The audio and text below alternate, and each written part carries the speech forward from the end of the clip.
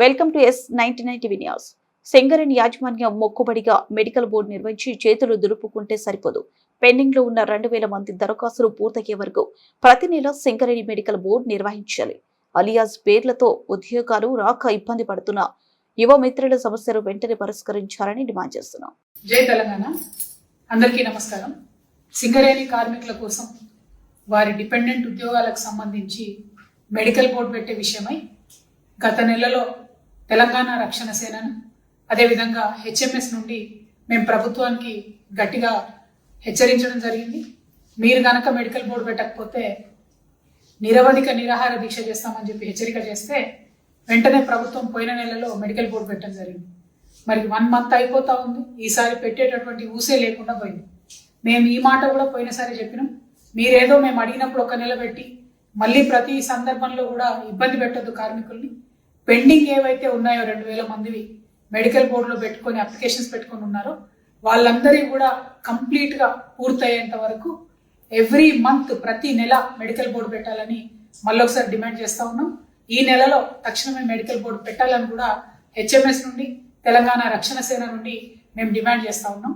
అదేవిధంగా నిన్న మొన్నటి దాకా మనం చూసినాం, అలియాస్ పేర్లతోని ఇబ్బంది పడి ఉద్యోగాలు రాకుండా ఉన్నటువంటి యువ మిత్రులందరూ కూడా నిరాహార దీక్ష చేయడం జరిగింది.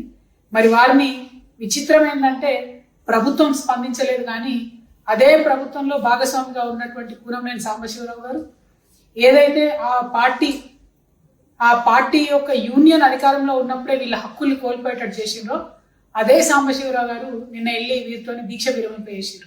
నేను ఇవాళ సూటిగా ప్రశ్నిస్తా ఉన్నా కూనంనేని గారిని, మరి మీరు వాళ్ళతో దీక్ష విరమింపజేసారు కదా, వారి హక్కుల్ని ఏమన్నా కాపాడేటట్టుగా వారికి జాబులు ఇప్పిస్తారా?